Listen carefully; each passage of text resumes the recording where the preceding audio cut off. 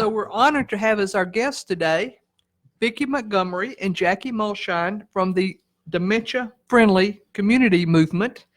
Welcome to both of you. Yes, welcome. Thank you. Thank you, Happy Kathy. to be here. Knew Vicki, and it was great to meet Jackie. Thank you. Nice to meet you too. Just wonderful. First of all, maybe start off by telling our listeners a little bit about yourselves and what kind of drew you to this movement, since it's quite a substantial effort. Sure. So I'm Vicki Montgomery. I'm the Director of Marketing with Strohschein Law Group.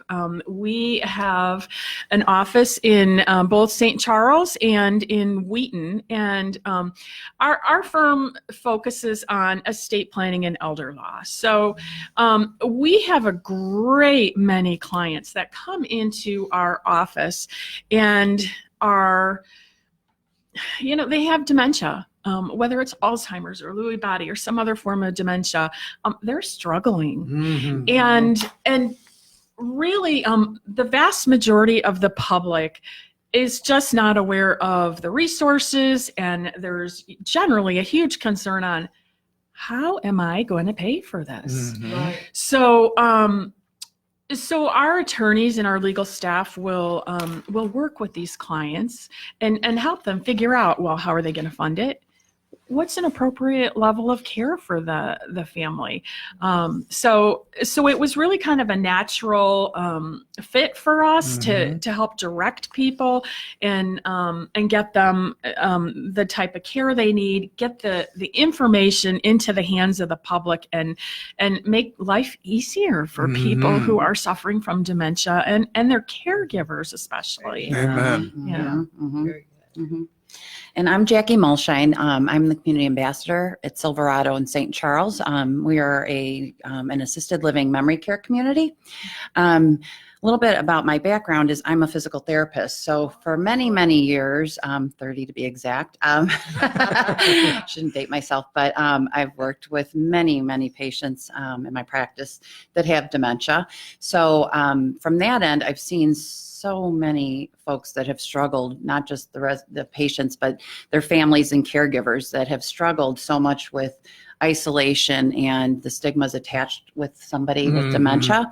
And so it just, always struck me as, kind of ironic that we'd never recognized that really in the community. So these poor folks that once they, as their disease was progressing, unfortunately, their quality of life also declined because they were not going out and they weren't enjoying life, and they were not doing the things that most of us enjoy doing, like going out to eat and going out to the library and going out shopping.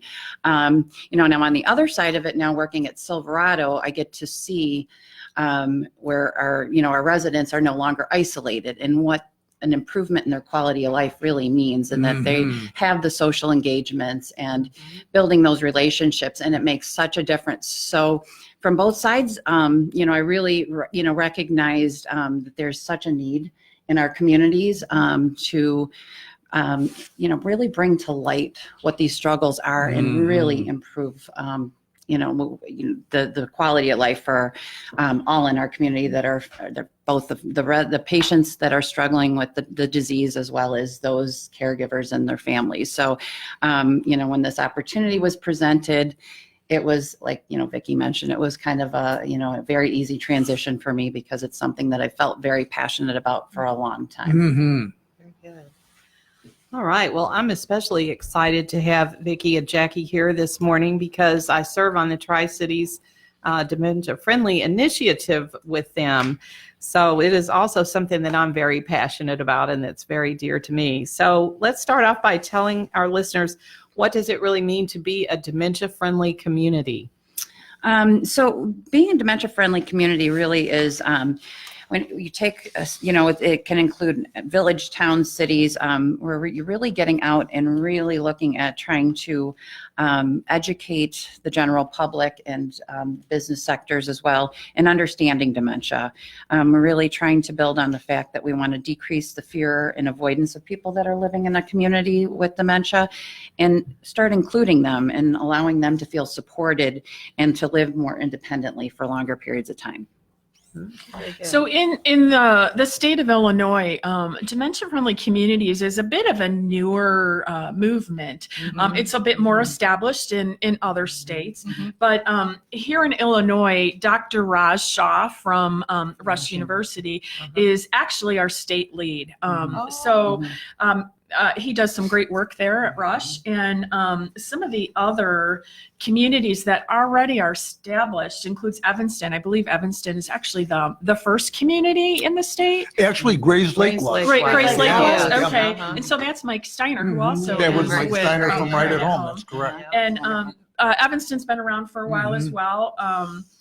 Elgin, right here, Yeah, is Elgin. one of the newer members, and Right. I happen to be part of the Elgin steering committee as well. Excellent.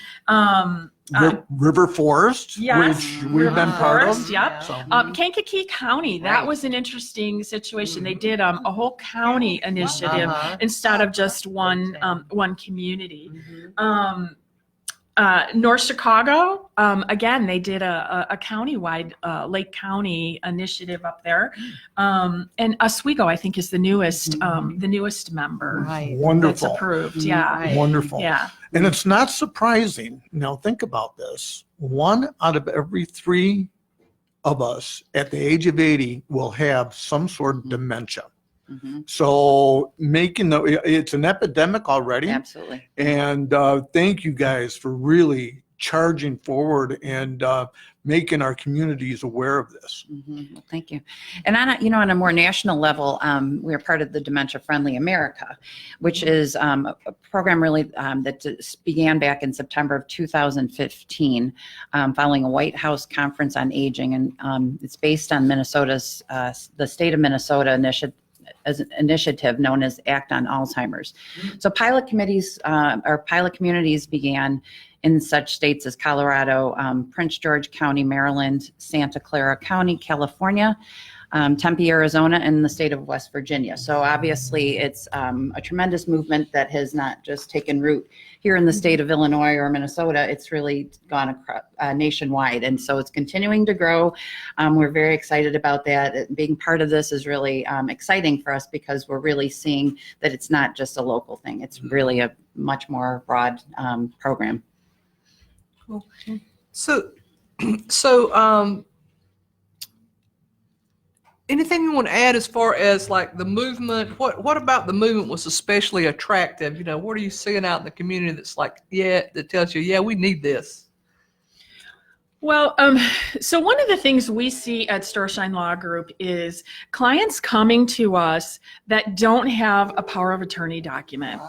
And so if they have dementia, chances are they maybe don't have legal capacity to sign documents anymore. And so there's no one to make decisions for them.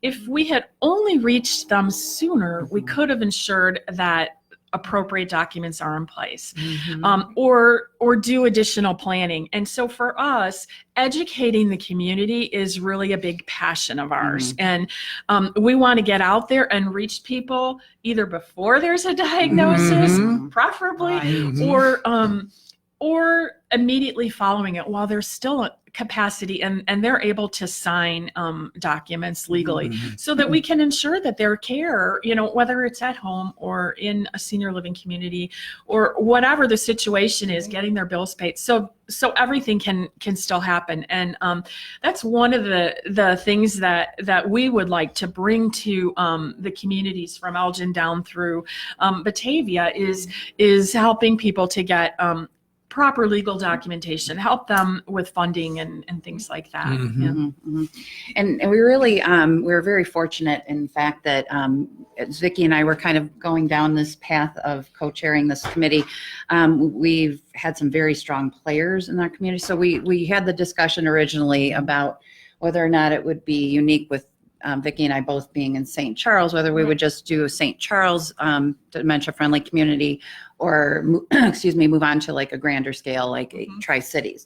So we did eventually decide that the Tri-City initiative include St. Charles, Geneva, Batavia was really the direction we wanted to go.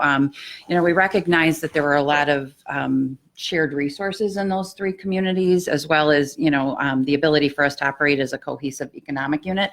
So it's been really exciting for us. We've been very, very fortunate to have a lot of support on all levels throughout the Tri-Cities thus far.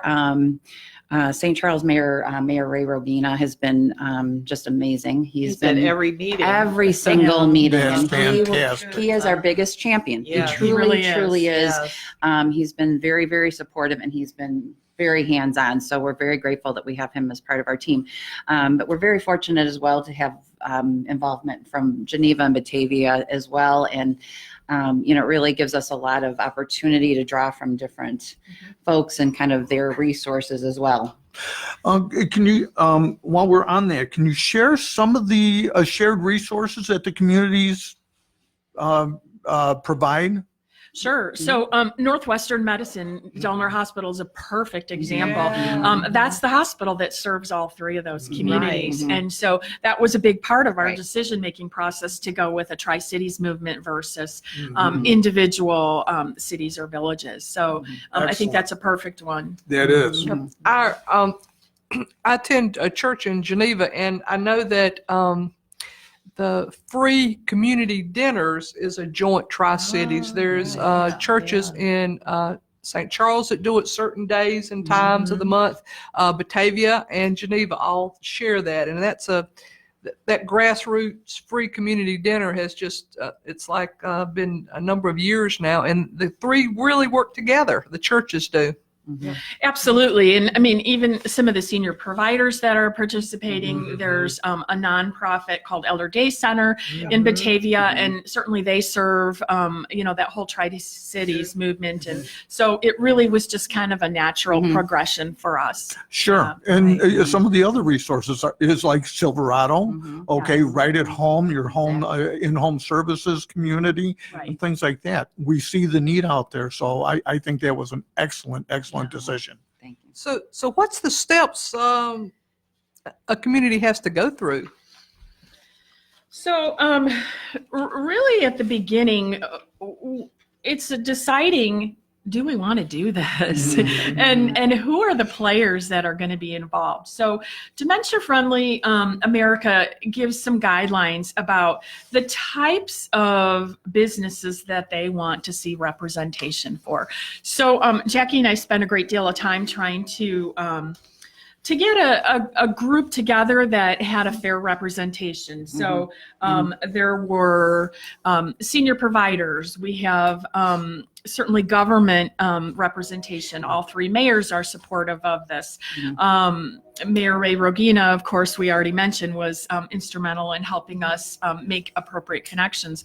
We've had law enforcement, park districts, Chamber of Commerce. I mean, there's really a really broad spectrum. So building the right team is one of the first things. And, we've kind of furthered to move into different areas too. We've not just included just businesses in general, but we've also included, churches and faith communities, libraries, restaurants, grocery stores. We also, of course, probably the most important part of our team are our families and caregivers who have experienced or are experiencing, what we're trying to improve on right now. So their feedback is invaluable. And even kind of going down the road, we're looking at incorporating some focus groups so we can bring larger numbers of those folks in and really make sure that we're addressing what their needs are as well.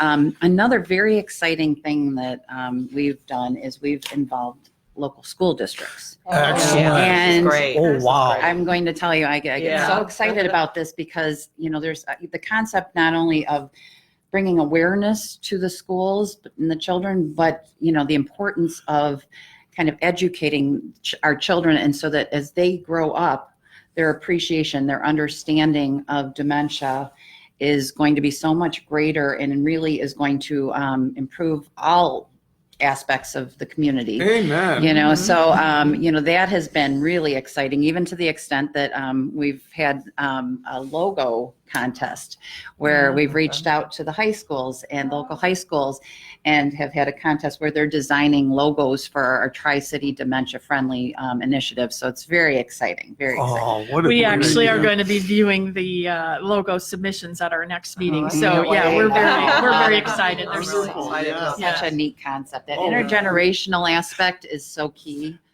And, teach them while they're young. Yes. Okay. Educate them while they're young, because their hearts are just open to helping also. Mhm. Absolutely. Absolutely. So we also have created a survey for the community as a whole, just trying to gauge the level of need. Mhm. Where is the need? What types of services do the community members want to see more information on? Things like that. So we have started implementing the survey, and we'll send it out on a broader scale soon. And we also created not only an English language version, but a Spanish language version. One of the things that is interesting is the Hispanic population tends to have a higher incidence of Alzheimer's disease and That is dementias. Really? Yeah. So that was something I learned at an Alzheimer's leadership conference about 2 years ago. And so we felt it was very important to reach that Hispanic community as well. And I know here in Elgin, the Elgin group has done a fabulous job with that. They have not only an English language memory cafe group, but a Spanish language one. It's the first one in the state. So both groups meet over at the IHOP on Randall Road. And so that's a wonderful support tool for individuals with dementia and their caregivers. So Right. yeah. Well, let's talk a little bit about, so where are we in the process with the Tri-Cities group? I know there's some approval and some different steps that you have to go through. So can you talk a little bit about that? Yeah, absolutely. So we are pulling everything together in terms of what do we already have in place. And we're putting an application together that will first be submitted to Dr. Raj Shah at Rush University as our state lead.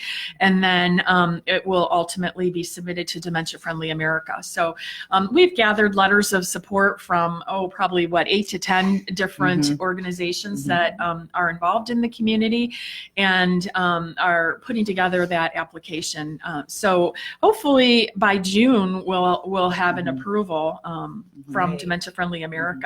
Yes. And it's really exciting to see the level of commitment from so many folks in the community.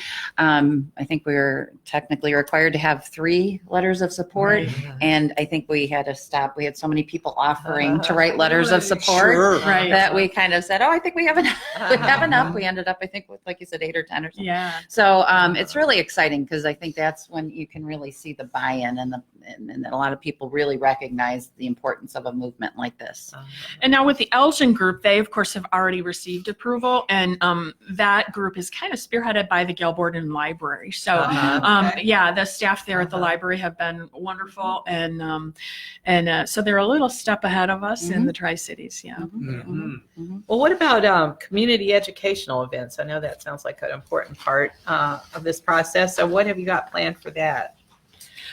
So one of the things early on with the Tri-Cities group, we did an exercise with our team, and that came to the surface as one of the things we wanted to tackle first. So we actually are planning a bi-monthly series of educational events geared specifically towards people with Alzheimer's disease and their caregivers. It'll be a nice blend of informational, educational things, and a social aspect with it, trying to balance the needs of that community.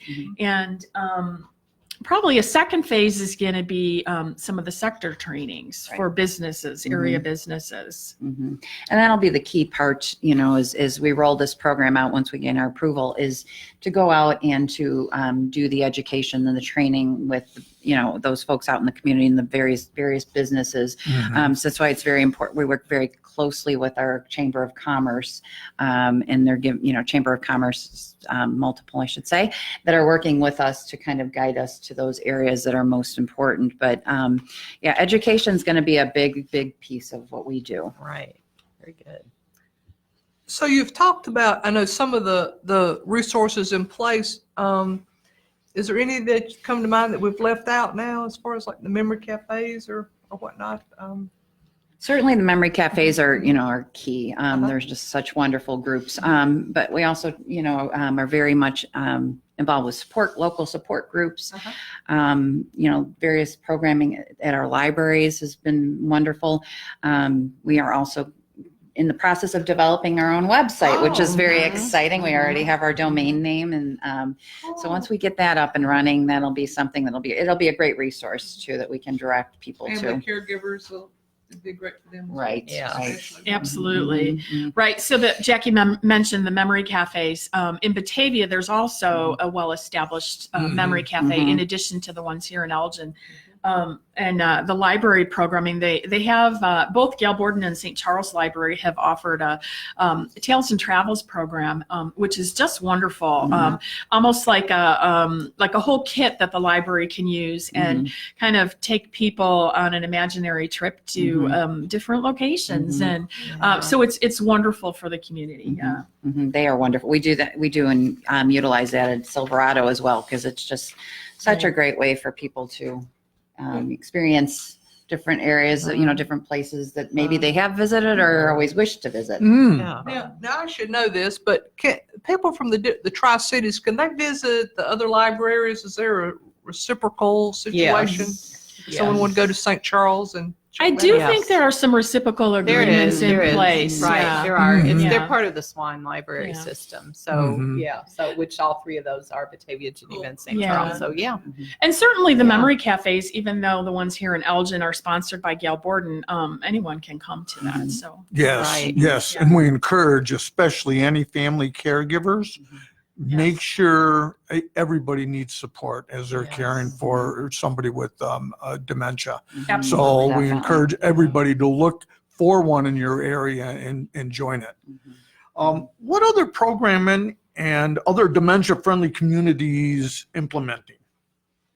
So one of the things that that I find really interesting. So there's a group in Indiana that they're working with restaurants, and so there's one particular restaurant that has Sunday afternoon hours where they have an area of the restaurant that's quieter. That's It important. works. Yes, it's very important for individuals with dementia. That extra noise is very disturbing, I think, for them. So they have an area of the restaurant reserved for those people with dementia and their caregivers, and they have a limited menu that's easier for them to make decisions on the menu, what they're eating. And Right. I really find that wonderful. Yes. We could have made this an hour show because exactly what Vicki is talking about is if you walk into a restaurant and you see a family gathered and you see an elderly person, they're usually sitting there silent Right. and you're looking alone. That is something that you guys are addressing, and that was a perfect example of Right. what you guys are trying to Exactly. make the community aware of. Absolutely. Mhm.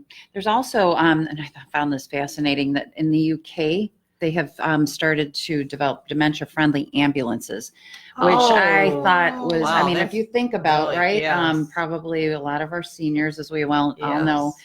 are frequently, unfortunately, riding in ambulances. So they've dedicated and designed some ambulances in the UK to be dementia friendly.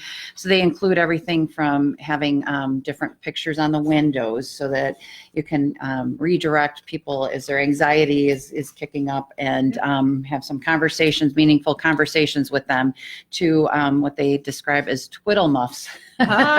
Which are basically like hand warmers that have different things, which to me is a wonderful concept. Yeah. So that these residents or these patients are not pulling out their IVs or aren't grabbing on people. So Yeah. the concepts, the possibilities are endless, but it's really exciting to see. Absolutely. Going back to training just for a second, one of the most important aspects of the training is training the first responders. Yes. Yeah. And so I know you guys have that on the Oh, yes. agenda, and Yeah. Oh, they're involved. that's Absolutely.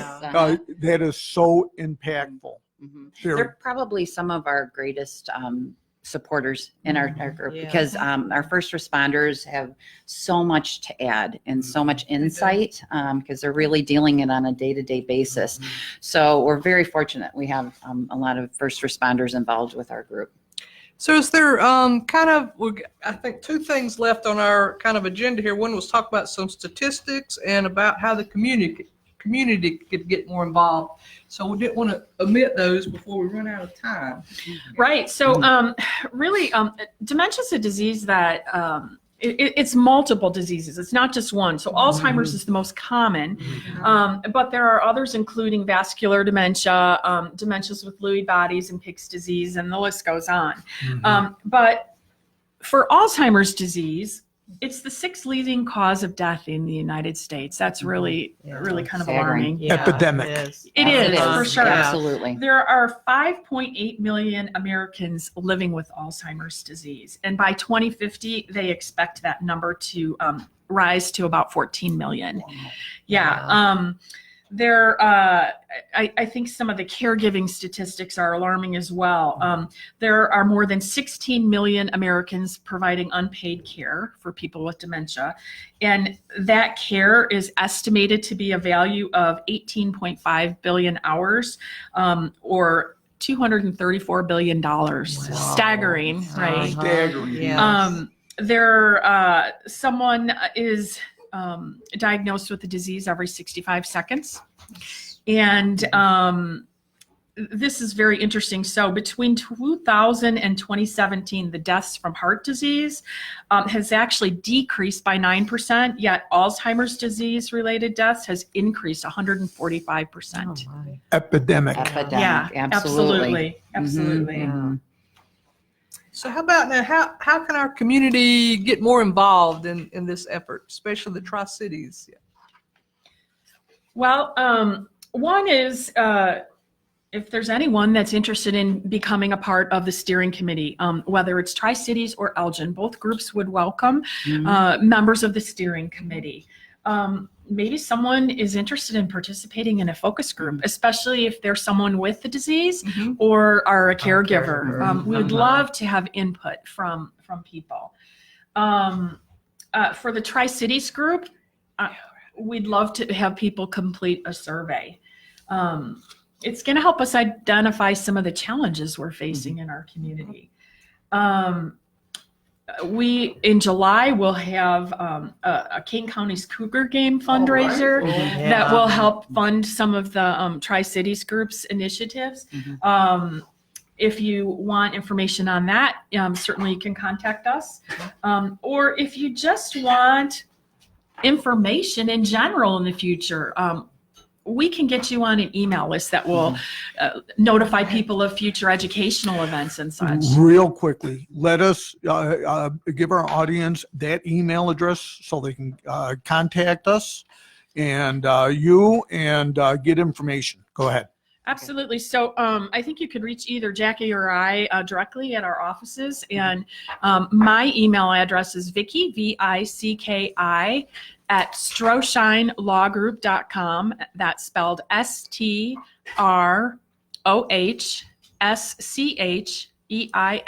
and then lawgroup.com. And my email at Silverado is, it's a long one, I apologize. It's Jacqueline, which is spelled JACQUELYN .Mulshine, which is MULSHINE, and that is at silverado.com.